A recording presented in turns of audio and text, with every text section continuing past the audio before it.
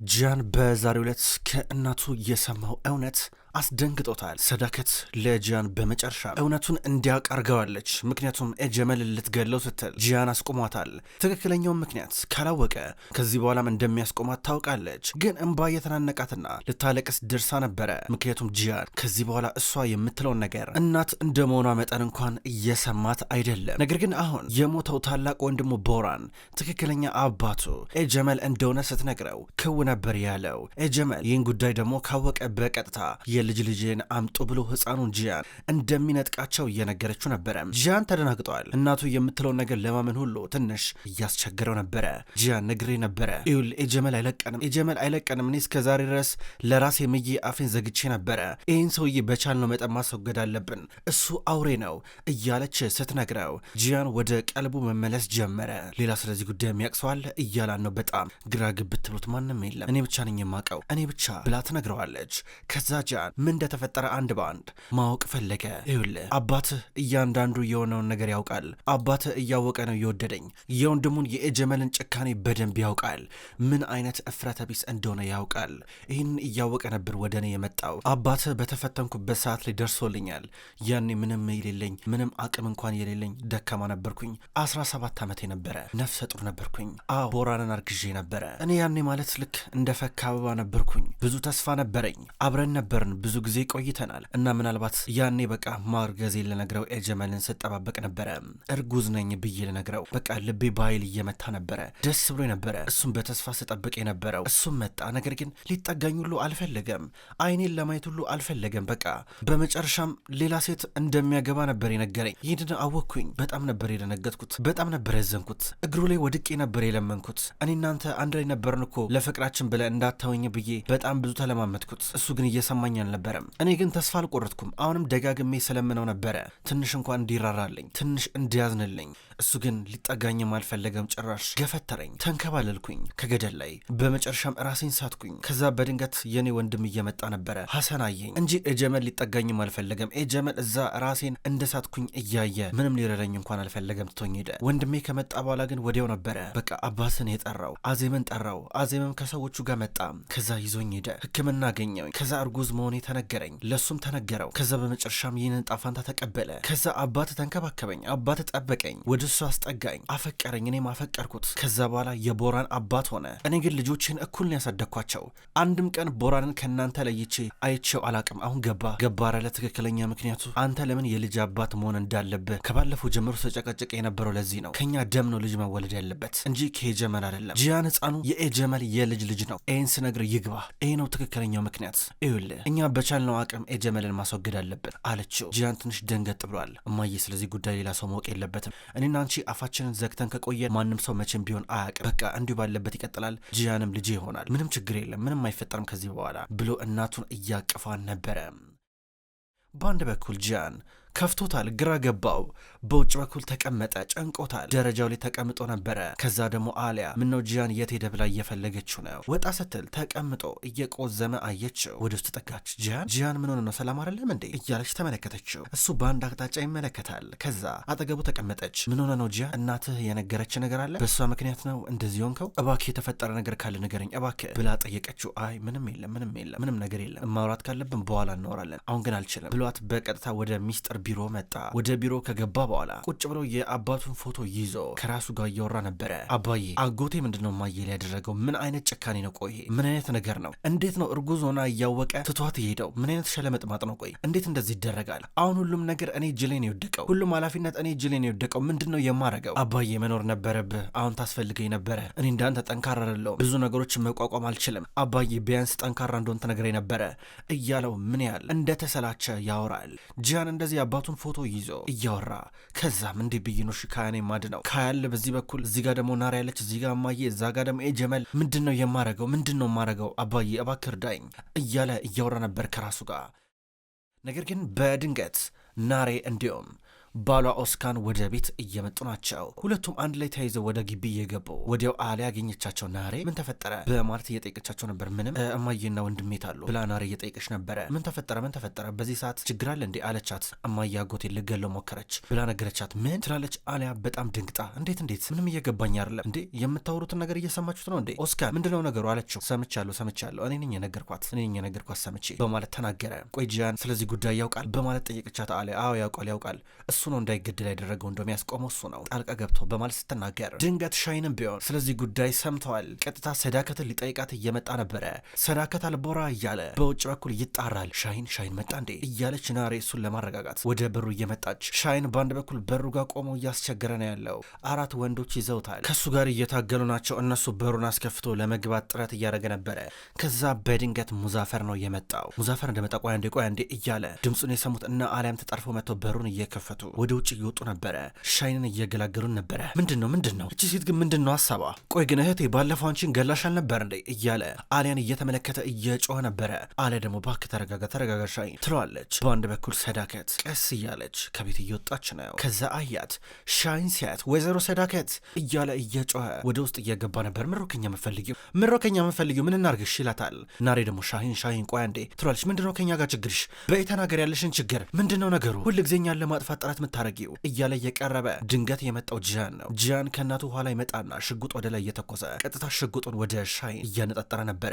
ቆይ አንዴ ጂያን ተረጋጋ፣ ዴኒስ ተኝቷል ትላለች አሊያ። ምንድነው የምትሰራው አንተ እያለ ጂያን ያፈጣል ሽጉጡን ደቅነው። እናትህ ሴጣን ናት እያለ ሻይን ይናገራል። በአንድ በኩል ጂያን ሽጉጡን እንደደቀነው ነው። ዝም በል ይለዋል።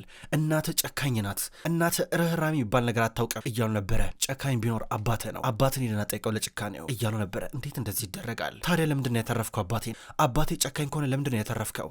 ለምን ብሎ እየጠየቀው ነበረ። ጸጽቶኛል፣ ቆጭቶኛል፣ እሱ መገደል ነበረበት። አዎ ስላልገደልኩት በጣም ተጸጽቻለሁ፣ ይህን እድል መጠቀም ነበረብኝ እያለ ሲናገር ናሬ የምትሰማውን ነገር ለማመን እየከበዳት እንዴ ወንድሜ ምን እያልክን ያለው ምንድነው የምትለው ትለዋለች። አጠገቡ ሆነ ናሬ ዞር በይ ይላታል። ምንድነው የምትለው ሽጉጡን ዝቅ አድርገው ስትል ነበረ። ነገር ግን ጂያን ዞር በይ እያልኩኝ እኮ ነው ይላል ሽጉጡ እንዳነጣጠረ።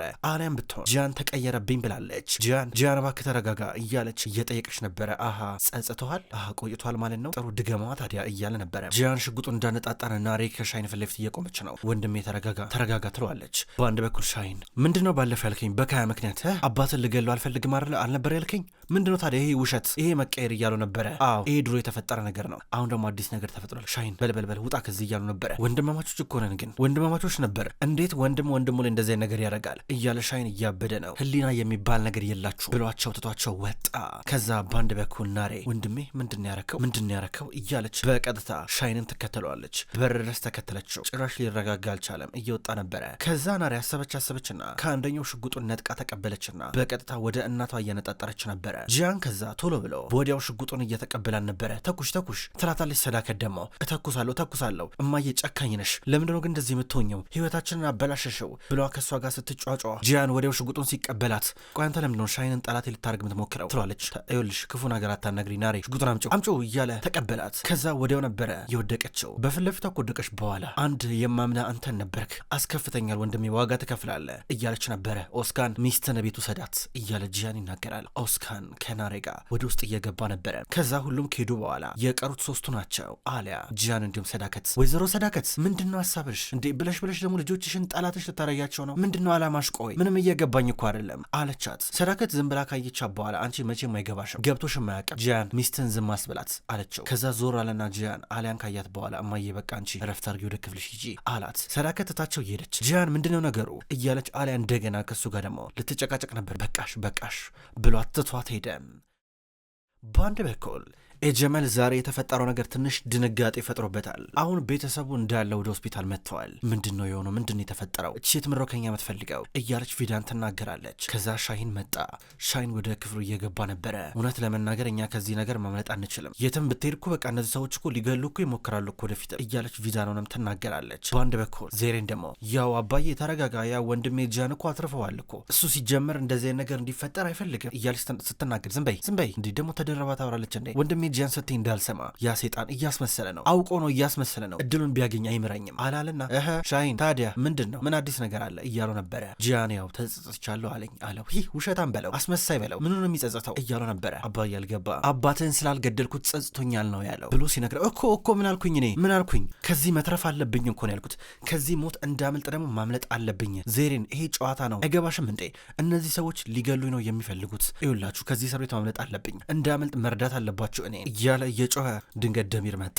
ደሚር ወደ ውስጥ እንደገባ ሻይን እየደበረው ነበረ። ደሚርን አይወደው። እንግዲህ ያው በሆስፒታሉ ዙሪያ መጨመር ያለብኝን ሰዎች ጨምር ያለው ደህንነታችሁ እንዲጠበቅ ለማድረግ እየሞከርኩኝ ነው ታውቃላችሁ። ግን ነገሩ በጣም አሳሳቢ ነው፣ በጣም አሳሳቢ ነው። የጀመል እኔ እናንተ ትላንትና የተማከርንበትን ነገር መደረግ አለበት። ሻሂን እንዲህ ነው አባትን አታድኑም እንዴ? አባትህን ማዳን አለብን አለበዚያ መቼም አናስመልጠው እያሉ ነበር። ይረዳኛል፣ ያግዘኛል፣ ከዚህ እስር ቤት እንዳመልጥ ይረዳኛል፣ በደንብ ነው የሚረዳኝ እያለ ይናገራል የጀመል። ከዛ ሻሂን ጥሩ እኔ እንግዲህ ሁሉንም ለማድረግ ዝግጁ ነኝ፣ በቃ በር ላይ ሆኜ ሁሉንም ነገር እጠባበቃለሁ፣ ምንም አታስቡ ብሎ ወጣ። ከዛ የጀመል ሻሂን ታደርጓል አይደለ? በደንብ ነው የምታደርገው፣ ፈራሁኝ ምናምን ነገር አይሰራም እሺ እያለ እየተቆጣ ነበረ። ከዛ ወዲያው ነበረ ገና እንደወጣ ደሚር ስልክ የደወለው። ሄለው እቃዎቹ እየገቡ ናቸው የደረሳችሁ እያለ ዛሬ የሚደረግ ዝውውር አለ። ሾፌሮችን እየጠየቀ ነበረ። ብዙ ኮንቴነሮችን የጫኑ ከባባድ መኪናዎች ወደ ከተማ እየገቡ ነበረ። እንደርሳለን አቶ ደሚር ይሉታል። ከዛ እሱ ደስ ብሎት ይህም መልካም ዜና ተቀብሎ ስልኩን እየዘጋ ነበረ።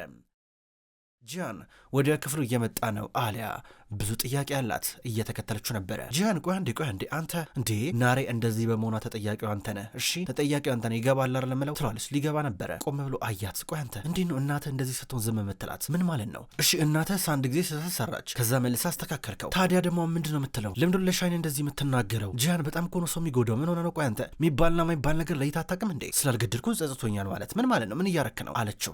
ስለመሰለኝ ነው ያልኩት፣ ስለመሰለኝ ነው። አሁንም ቢሆን ጸጽቶኛል ስላልገደልኩት፣ በጣም አዝኛለሁ በራሴ እያለ ነበር። ጂያን የምር አንተ ነህ እንዴ የምታወራኝ ነገር የምር አንተ ነህ ብላ ጠየቀችው። ለምን አይሆንም ብሎ እያያን ነበረ። ምን ማለት ነው? ከመቼ ነው እንደዚህ የተቀየርከው እንዴ? ካያን ሊገልብኝ ሞከረ ብለ አንተ አልነበርክ እንዴ ያቆሰልከው? ትንሽ እንኳን ተራራ አልነበር እንዴ? ዛሬ ያርህራህ ይገባ ተቀየርክብኝ እኮ እንዴ። ለምን ነው የምትቀያየረብኝ? እኔ እኮ ልረዳ አልቻልኩም እኮ በቃ እንዲህ ነው ጂያን ስል ሌላ ሰው ትሆንብኛለህ። ለምን ነው የምትቀያየረው እያለችው ነበረ። ሲጀመር አንቺ እኔን እኮ አታውቂኝም እኮ እንኳን እኔን ቦራንን አታውቂውም ነበር ሲላት እንዳቀጥል ዝም በል ስለሱ እንዳታወራ እያለችው ነው። ከዛ ተደወለለት። የደወለለት ወንድሙ ነበረ። ሄለው ወንድሜ እንዴት ነው የሰማሁት ነገር እውነት ነው? እማዬ አጎቴን ልገለው ሞክራለች እንዴ ብሎ ጠየቀው። እንዲህ ሲለው አዎ እውነት ነው ይለዋል። እንዴ ምን ማለት ነው? እነዚህ ልጆች እኮ ይጠሉናል እኮ እንደዚህ መደረግ የለበትም እያለ ሲናገር ከዚህ በኋላ መሆን ያለበት እንደዚህ ነው። እሺ መሆን ካለበት በደንብ አድርጎ ይሆናል። ከዚህ በኋላ በጭንቅላታችን ነው የምናስበው፣ በስሜታችን አንነዳም። ይኸውልህ አንተ አሁን ሊያሳስብ የሚገባው ስለ ችሎቱ ነው፣ ስለ ዜሬ ምናምን ነገር አይመለከተኝም። በቃ ስልኩን ዝጋው ብሎ ስልኩን እየዘጋው ነበረ።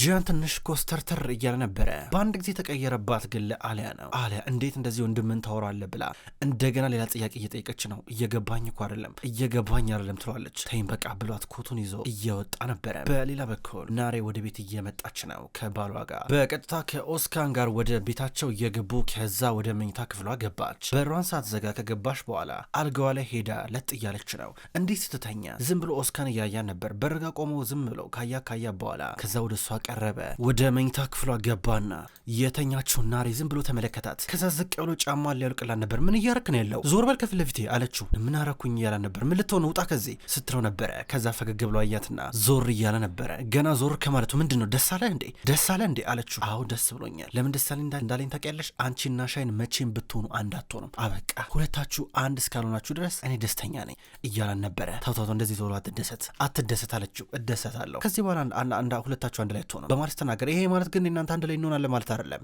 በማለት ተቆጣች። ችግር የለም አንቺ ብቻ ከሻይን ጋር አትሆኝ እንጂ የትም ድረሽ የትም ግቢ አይመለከተኝም። ብቻ እሱ ማወቅ ያለበት ነገር አንቺ ከኔ መንጠቅ አይችልም ብሏት እየሳቀ እየወጣ ውጣልኝ ብላ በሩን ፊት ለፊቱ እየዘጋችበት ነበረ።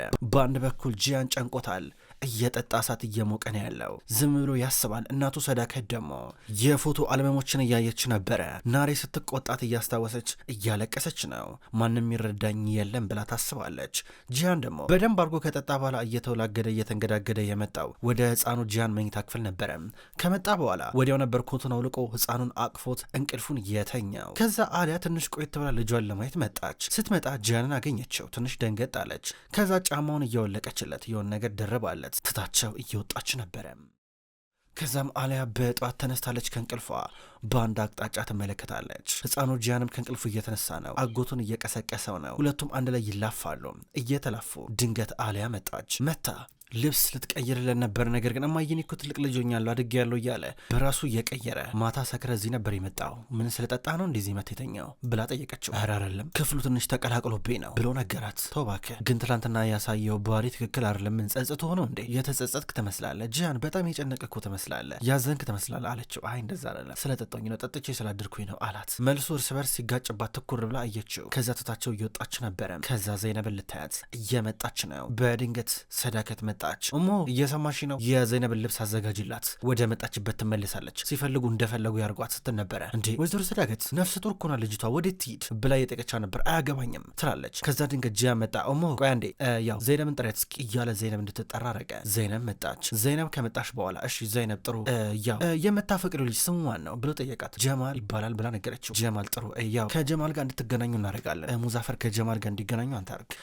እንደገና ደግሞ ሰርጋችሁ መካሄድ አለበት። ከከተማ ራቅ ብላችሁ እንድትኖሩ እናደርጋለን። ቤት እከራየላችኋለሁ፣ ችግሩን ከነስሩ እንፈተዋለን፣ ሰርግ እንዲካሄድ እናደርጋለን እያለ ተናገረ። ጂያን ባንዴ ነገሩን እንዲህ ሲፈታው የተመለከተችው አሊያ በጣም ደስ አላት፣ ገረማት። ለሰርጉ ጉዳይ ሲባልም ጂያን አብሮ ከነሱ ጋር እንደሚሄድ ይናገራል። ከዛ በዚህ አጋጣሚ አሊያ ደስ ብሏት ዘይነብን ስታቅፋን ነበረ። ከዛ ጂያን ይሄ ሆኖ በቃ ብሎ ትቶ እንደሄደ አሊያ በአንድ ጊዜ ብዙ ነገር እያስታወሰች ነው። ይህም ደግሞ እቺን አጋጣሚ መጠቀም አለብኝ ወይስ የለብኝም ብላ ራሷን እየጠየቀች ነበረ። ከዛ ፈጥና የመጣችው ወደ ክፍሏ ነበረ። ከመጣች በኋላ ካዝና ውስጥ የቆለፈችውን የልጇን ፓስፖርት እያወጣች ትመለከተው ጀመረ። ከዛም የአውሮፕላን ትኬት ለመቁረጥ የስልኳን አፕሊኬሽን እየከፈተች ነበረ። በቀጥታ በፍጥነት ልትደርስባቸው የምትችልባቸውን ቦታዎች ትመለከታለች። እንዲህ ያረገች እየተመለከተች እያለ ድንገት ጂያን መጣ። ጂያን መጥቶ ወደ ክፍሉ እየገባ ከዛ ኮቱን ቀይሮ እየወጣ ነበረ። ጂያን ያው ቅድም ያረከው ነገር ማለት ነው እውነት ለመናገር በጣም ጥሩ ነገር ነው፣ የእውነት ገርሞኛል ስትለው ነበረ። ምን አሊያ ከመቼ ጀምሮ ነው እኔን ማድነቅ የጀመርሽው? ከመቼ ጀምሮ ነው እኔን ማመስገን የጀመርሽው? እያለ ነበረ። ከዛሬ ጀምሮ አለችው። ምንም እየገባኝ አይደለም፣ ቀጥ እስኪ በደንብ እያለ ነበረ። ጂያን አትቀልድ፣ ምንም አልገባኝም፣ ምን ችግር አለ? ጥሩ ለሰራ ሰው ጥሩ ነገር መናገር እኮ አለብኝ አለችው። ጥሩ እንደሰራም ታወቅሽ አላት። ምንድነው የምታካብደው ቆይ አንተ አለችው። ያው እኔማ መደረግ ያለበትን ነገር እኮ ነው ያደረኩት፣ አንቺ ነሽ እንጂ የምታካብጂው።